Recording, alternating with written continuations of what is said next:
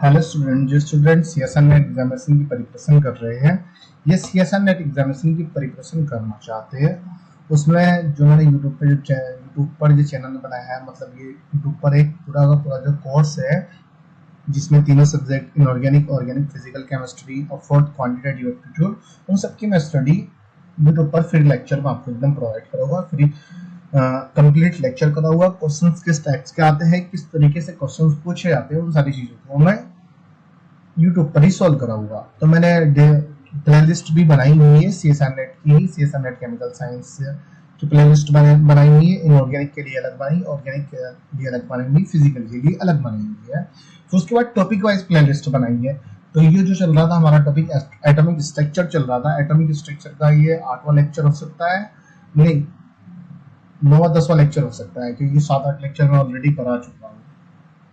तो ये atomic structure चल रहा था। एटॉमिक स्ट्रक्चर में हमने काफी सारी स्टडी पहले कर चुके थे। उसके बाद ये वाला यहाँ पर ये हमारा इलेक्ट्रोनेगेटिविटी आता है। एटॉमिक स्ट्रक्चर में इलेक्ट्रोनेगेटिविटी, अब जो एटम होता है उसके इलेक्ट्रोनेगेटिविटी को किस तरीके से हम आइडेंटिफाई करते हैं, किस एटम की इलेक्ट्रोनेगेटिविटी ज्यादा होती है, किसकी कम होती है, उसको किस तरीके से आइडेंटिफाई हम करते हैं चार्ज के बेस पर, उसके फैक्टर इफेक्ट, उन सब की स्टडी हम करेंगे। तो उसके बाद इनके किस तरीके से क्वेश्चंस आते हैं उसको मैं एक साथ ही करा दूंगा।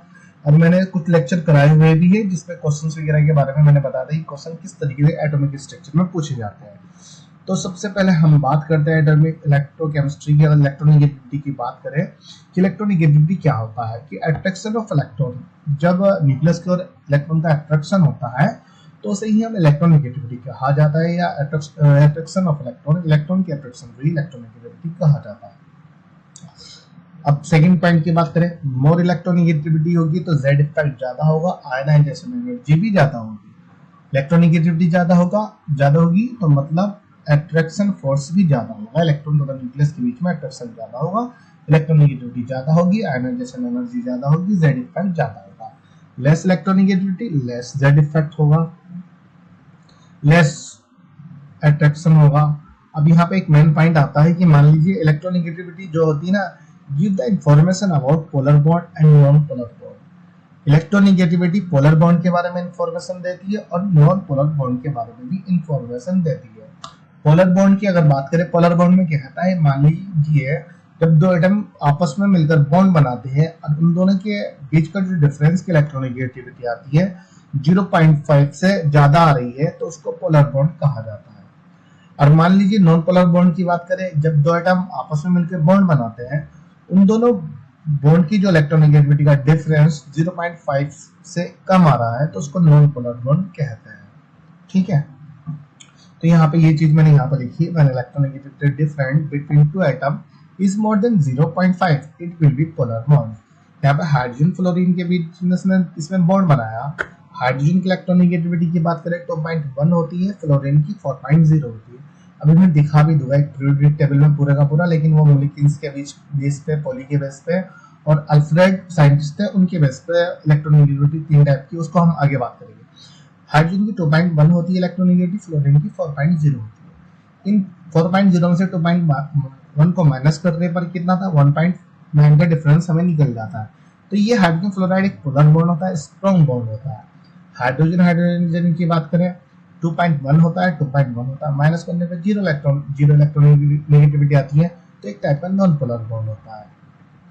फैक्टर इफेक्टिंग ऑफ इलेक्ट्रोनेगेटिविटी के फैक्टर इफेक्ट की बात करें कि सबसे पहले आयनाइजेशन एनर्जी के बेस पर हम इलेक्ट्रोनेगेटिविटी को डिफाइन कर सकते हैं। अब आयनाइजेशन एनर्जी को मैंने पिछले लेक्चर में बहुत अच्छे से एक्सप्लेन किया है। इलेक्ट्रॉन एफिनिटी से पहले जो लेक्चर था उसमें मैंने बहुत अच्छे से आयनाइजेशन एनर्जी एक्सप्लेन किया था। अब बात करते हैं high energy. High ionization energy है तो इलेक्ट्रोनेगेटिविटी हाई होगी, स्मॉल साइज होगा, आयनाइजेशन एनर्जी हाई होगी, इलेक्ट्रोनेगेटिविटी ज्यादा होगी। पॉजिटिव चार्ज इंक्रीज होता है तो साइज डिक्रीज होता है। जैसे पॉजिटिव साइज इंक्रीज हो रहा है तो इसका मतलब इलेक्ट्रॉन रिमूव हो रहा है ना, रिमूव होने के बाद पॉजिटिव चार्ज आ रहा है, पॉजिटिव चार्ज आ रहा है तो एटम का साइज डिक्रीज हो रहा है, डिक्रीज हो रहा है तो इलेक्ट्रोनेगेटिविटी इंक्रीज हो रही है। वो कह रहा है कि एटम का जिसकी आयनाइजेशन एनर्जी ज्यादा होती है उसकी इलेक्ट्रोनेगेटिविटी ज्यादा होती है, जिसकी आयनाइजेशन एनर्जी कम होती है उसकी इलेक्ट्रोनेगेटिविटी कम होती है। एटम का स्मॉल साइज होता है, इलेक्ट्रोनेगेटिविटी ज्यादा होती है कंपेयर टू जिसका साइज बड़ा होता है। वहीं न्यूक्लियर चार्ज की वो बात कर रहा है, न्यूक्लियर चार्ज जिसका इंक्रीज होता है इलेक्ट्रोनेगेटिविटी उसकी इंक्रीज होती है, जिस पे इफेक्टिव न्यूक्लियर चार्ज कम होता है उसकी इलेक्ट्रोनेगेटिविटी कम होती है। अब देखिए यहाँ पे एग्जांपल दिया उसने Mn+7, Mn+5, Mn+3, उसने कहा इन तीनों में बताइए इलेक्ट्रोनेगेटिविटी किसकी ज्यादा है, जिसपे इफेक्टिव न्यूक्लियर चार्ज ज्यादा है उसकी इलेक्ट्रोनेगेटिविटी ज्यादा है, +7 की +5 से, +5 की +3 से ज्यादा है। ठीक है,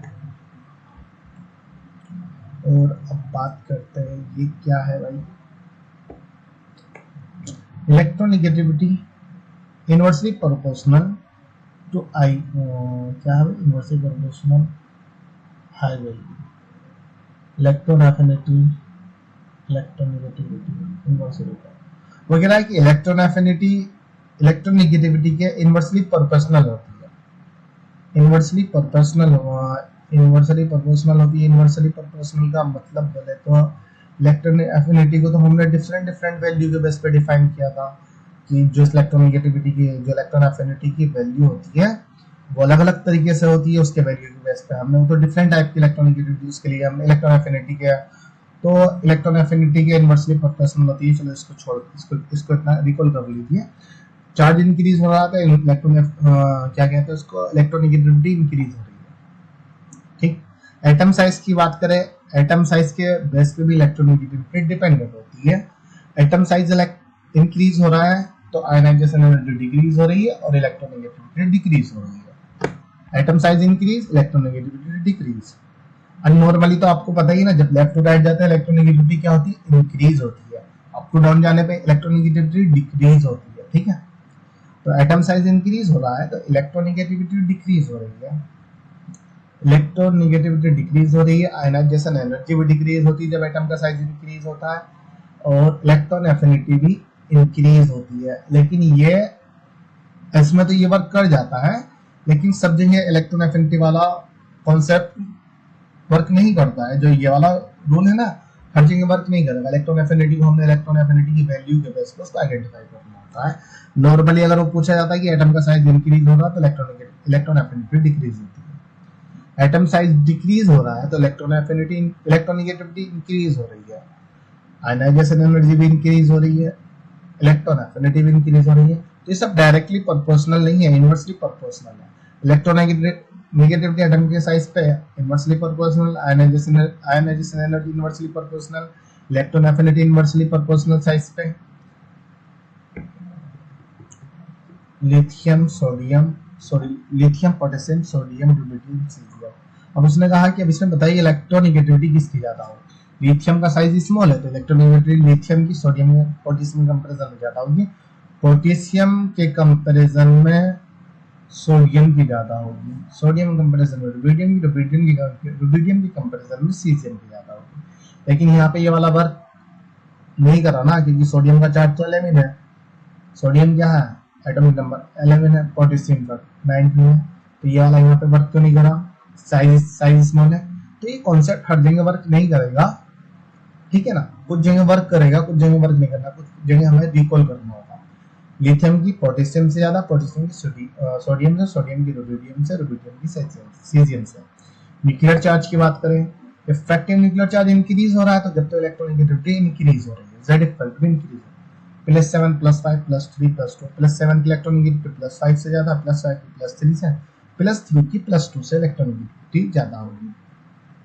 ऑक्सीडेशन स्टेट की बात करें, ऑक्सीडेशन स्टेट भी सेम है। ऑक्सीडेशन स्टेट इंक्रीज हो रही है, इलेक्ट्रोनेगेटिविटी इंक्रीज हो रही है, साइज स्मॉल हो रहा है और आयनाइजेशन एनर्जी इंक्रीज हो रही है। +7 +5 से ज्यादा, +5 +3 से, +3 +2 से। एस कैरेक्टर के बेस पे भी, अब एस कैरेक्टर की बात करें, इलेक्ट्रोनेगेटिविटी एस कैरेक्टर के बेस पे भी डिफाइन की जाती है। जिसमें भी एस कैरेक्टर ज्यादा होता है उसकी इलेक्ट्रोनेगेटिविटी ज्यादा होती है, एस कैरेक्टर कम होता है। अब कोई मान लीजिए कोई बल्कि ग्रुप दे रखा है उसने CH3 CH3 CH2 double bond CH2 C2H5, मतलब डिफरेंट टाइप के उसने ग्रुप दे दिए कि CH3 C2H5 CH5। जब इसमें बता दीजिए इलेक्ट्रोनेगेटिविटी किस एटम की ज्यादा, एस कैरेक्टर को निकाल लीजिए। CH3 में हम जानते हैं, CH3 की अगर हम बात करें 33.33 सब में इंक्लूड होता है। क्या होता है, CH3 में 33.33 आता है। अगर सिर्फ कार्बन के साथ ये sp3 हाइब्रिडाइजेशन है, हाँ यदि 3 सिग्मा बॉन्ड है तो sp3 हाइब्रिडाइजेशन होगा।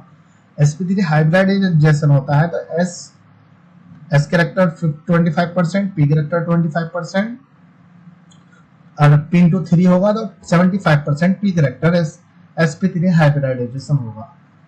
s कैरेक्टर को हाइब्रिडाइजेशन के बेस पर ही हम निकाल सकते हैं। 3 सिग्मा बॉन्ड है तो sp3 हाइब्रिडाइजेशन होगा। 2 सिग्मा बॉन्ड हो गए, 2 सिग्मा बॉन्ड 8 पाई बॉन्ड या 2 सिग्मा बॉन्ड 2 पाई बॉन्ड, तो 2 सिग्मा बॉन्ड हो गए तो sp2 हाइब्रिडाइजेशन होगा। अगर क्या है 2 सिग्मा बॉन्ड है sp2 sp3 नहीं यार, 4 सिग्मा बॉन्ड होंगे तो sp3 होगा ना, जब दो टेट्राहेड्रल फॉर्म होती है। sp2 की ट्राइहेड्रल ट्राइगोनल फॉर्म होती है, ट्राइगोनल जब होती है तब वो 3 सिग्मा बॉन्ड बनाता है। 2 सिग्मा बॉन्ड sp कैरेक्टर होता है, जब 2 सिग्मा, हाँ ओके सॉरी मिस्टेक है। When s character increase electronegativity increase होता है। sp3 हाइब्रिडाइजेशन होगा जब 4 सिग्मा बॉन्ड प्रेजेंट है, कार्बन के साथ ही 4 सिग्मा बॉन्ड बना रहा है तो sp3 हाइब्रिडाइजेशन है, जिससे पता चलता है एक s 3 p है तो s कैरेक्टर 25% है।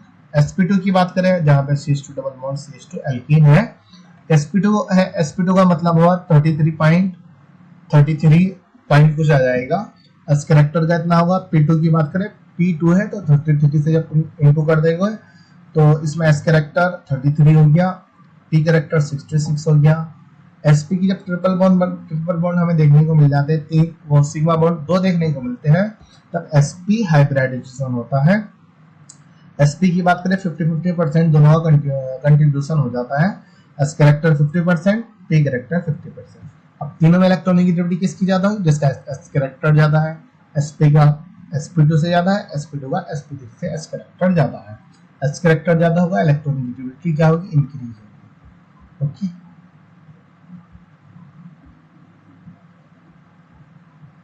हाँ, बॉन्ड एंगल, जो बॉन्ड एंगल होता है, बॉन्ड एंगल के बेस पे भी इलेक्ट्रोनेगेटिविटी को डिफाइन किया जा सकता है।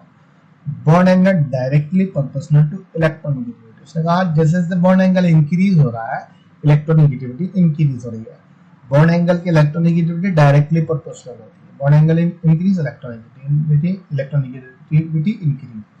If electronegativity of central atom increase, then electronegativity increase, bond angle increase। ने कहा यदि सेंट्रल एटम की इलेक्ट्रोनेगेटिविटी इंक्रीज होती है तो बॉन्ड एंगल भी इंक्रीज होता है। अब उसने यहाँ पे ऑक्सीजन, सल्फर, सिलीनियम, टेल्यूरियम दे दिया। ऑक्सीजन की इलेक्ट्रोनेगेटिविटी सबसे ज्यादा है, फिर सल्फर की है, सल्फर की सिलीनियम से ज्यादा है, सिलीनियम की टेल्यूरियम से ज्यादा है। तो सबसे अब इसमें बॉन्ड एंगल मतलब हाइड्रोजन एटम लगा सकता है, कोई अलग एटम लगा सकता है। सेंट्रल एटम की इलेक्ट्रोनेगेटिविटी को देख लीजिए, सेंट्रल एटम की इलेक्ट्रोनेगेटिविटी ज्यादा होगी तो बॉन्ड एंगल ज्यादा होगा, बॉन्ड एंगल ज्यादा होगा तो इलेक्ट्रोनेगेटिविटी उसकी ज्यादा होगी।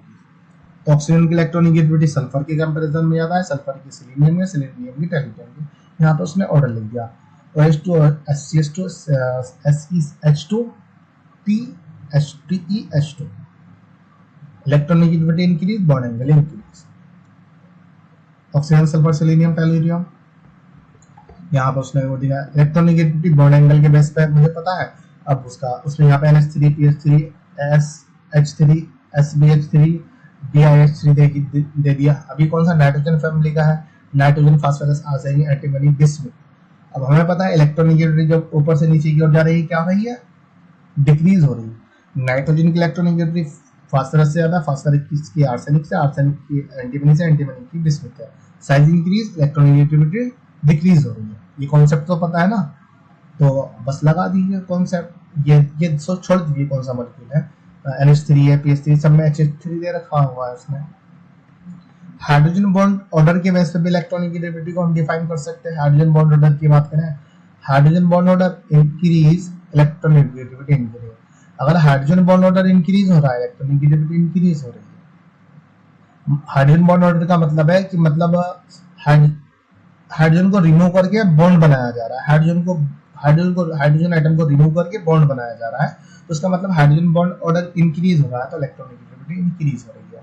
व्हेन रिमूवल या करके उसने लिखा, when remove hydrogen atom and form the bond then electronegativity increase। उसने कहा जब किसी भी एटम में से, किसी भी मॉलिक्यूल में से हाइड्रोजन एटम को निकाल के बॉन्ड बनाया जा रहा है तो समझ लीजिए इलेक्ट्रोनेगेटिविटी इंक्रीज हो रही है। तो यहाँ पे उसने एक एग्जांपल यहाँ पे दे दिया, CH3 single bond, CH2 double bond, CH triple bond, CH। अब देखिए यहाँ से हाइड्रोजन को रिमूव किया गया, यहाँ से तो एक बॉन्ड बना लिया गया, तो यहाँ पे बॉन्ड ऑर्डर बढ़ गया ना, हाइड्रोजन का बॉन्ड ऑर्डर यहाँ पे सिंगल था, यहाँ पे डबल हो गया। फिर हाइड्रोजन को रिमूव किया गया, फिर ट्रिपल बॉन्ड बना लिया गया, तो यहाँ पे बॉन्ड ऑर्डर क्या हुआ, बढ़ गया। बॉन्ड ऑर्डर इंक्रीज हो रहा है तो S character, bond order increase हो रहा है तो इलेक्ट्रोनेगेटिविटी इंक्रीज हो रही है। ये एस कैरेक्टर वाला कॉन्सेप्ट लगा लीजिए, लेकिन एस कैरेक्टर को तुम सभी जगह नहीं लगा पाओगे, तो इसलिए उसने कहा कि बॉन्ड ऑर्डर इंक्रीज हो रहा है, मतलब नंबर ऑफ बॉन्ड इंक्रीज हो रहे हैं हाइड्रोजन को रिमूव करके, तो इलेक्ट्रोनेगेटिविटी इंक्रीज हो रही है। यहाँ पे उसने बॉन्ड ऑर्डर क्या लिखा है, बॉन्ड ऑर्डर 2, हाँ कि यहाँ पे बॉन्ड ऑर्डर 1 है, यहाँ पे बॉन्ड ऑर्डर 2 है, यहाँ पे बॉन्ड ऑर्डर 3 है, मतलब यहाँ पे 3 बॉन्ड बना है, यहाँ पे 2 बॉन्ड, यहाँ पे 1 बॉन्ड। यहाँ पे 1 बॉन्ड का मतलब है कि 2 हाइड्रोजन, यहाँ से जैसे एक ही बॉन्ड बनाया हुआ है, यहाँ पे 2 बॉन्ड बनाए हुए हैं, यहाँ पे बॉन्ड ऑर्डर है, जिसका ज्यादा होगा उसकी इलेक्ट्रोनेगेटिविटी ज्यादा होगी। यहाँ पे दूसरा एग्जांपल उसने दिया, NH2 double bond NH2, NH double bond NH दिया, फिर N ट्रिपल बॉन्ड N दिया। NH2 की अगर बात करें, 3 सिग्मा बॉन्ड उसने बना रखे हैं, 3 सिग्मा बॉन्ड है, लोन पर इलेक्ट्रॉन इसमें प्रेजेंट होता है नाइट्रोजन पे, तो इसका sp3 हाइब्रिडाइजेशन वो कहता है, sp3 हाइब्रिडाइजेशन है इसका। इसमें भी डबल बॉन्ड है, लेकिन इसमें जो सिग्मा बॉन्ड होते हैं, इसमें 2 सिग्मा बॉन्ड आते हैं और एक सिग्मा बॉन्ड उसका काउंट हो जाता है, लोन पर इलेक्ट्रॉन जो होता है उसका काउंट कर दिया जाता है। तो इसमें जो 3 सिग्मा बॉन्ड प्रेजेंट हो जाते हैं, जिसको sp2 हाइब्रिडाइजेशन कहा जाता है, इसमें जस्ट 2 सिग्मा बॉन्ड होते हैं, इसको sp हाइब्रिडाइजेशन कहा जाता है, sp हाइब्रिडाइजेशन इसको कहा जाता है।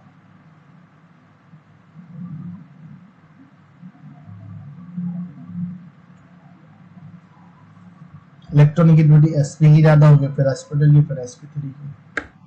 बॉन्ड ऑर्डर के बेस पे यहाँ पे नहीं निकाल सकते, निकाल दो क्योंकि दोनों में डबल बॉन्ड दिख रहा है, लेकिन हाइड्रोजन के कैरेक्टर के बेस पे हम निकाल सकते हैं। इसमें हाइड्रोजन की कैरेक्टर ज्यादा है, इसमें हाइड्रोजन एटम कम है, तो जिसमें कम है उसकी इलेक्ट्रोनेगेटिविटी उसके कंपैरिजन में ज्यादा होगी, ठीक है। इसमें है ही नहीं तो इसकी इलेक्ट्रोनेगेटिविटी इसके कंपैरिजन में ज्यादा होगी। इस तरीके से भी इसको रिकॉल कर सकते हैं। Less number of hydrogen atom so the more electronegativity, वही चीज नहीं होगी। इसमें हाइड्रोजन के नंबर कम हो गया, वो इलेक्ट्रोनेगेटिविटी को ज्यादा शो करेगा। यहाँ पे देखते हैं यहाँ पे क्या लिखा हुआ है, moving left to right in periodic table electronegativity increase, acidity increase. उसने कहा कि अगर इलेक्ट्रोनेगेटिविटी इंक्रीज होती है तो एसिडिटी भी इंक्रीज होती है, अगर इलेक्ट्रोनेगेटिविटी ज्यादा होती है तो एसिडिटी भी ज्यादा होती है। जब हम लेफ्ट टू राइट जाते हैं, लेफ्ट टू राइट का मतलब हो गया लिथियम, लिथियम के बाद बेरिलियम, बेरिलियम के बाद वैनेडियम, स्कैंडियम, वैनेडियम, फिर manganese, iron, cobalt, zinc, copper, zinc, फिर उसके बाद boron, boron, carbon, carbon, nitrogen, oxygen, fluorine. Left to right जाते हैं तो इलेक्ट्रोनेगेटिविटी इंक्रीज होती है, अप टू डाउन जाने पर डिक्रीज होती है, डाउन टू अप जाने पर इंक्रीज होती है। साइज इंक्रीज होता है, इलेक्ट्रोनेगेटिविटी इंक्रीज होती है। Table electronegativity increase, acidity. हाँ, साइज इंक्रीज होता है तो इलेक्ट्रोनेगेटिविटी क्या होती है, डिक्रीज होती है।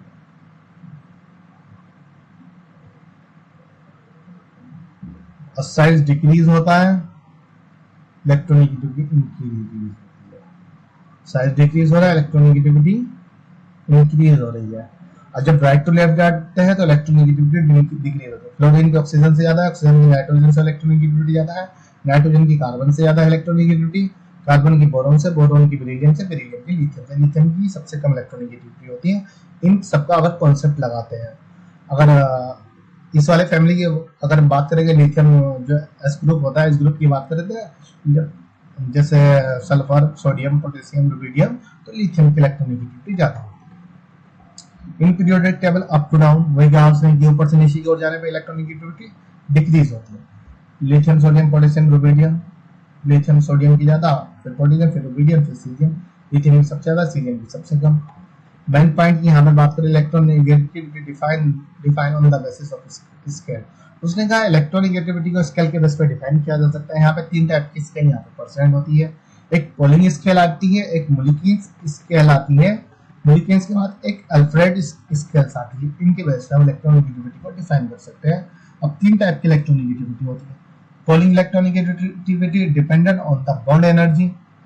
हाँ, इसको रिकॉल कर लेना है कि जो पोलिंग स्केल होती है, पोलिंग स्केल की इलेक्ट्रोनेगेटिविटी जो होती है बॉन्ड ऑर्डर की एनर्जी पर डिपेंडेंट होती है।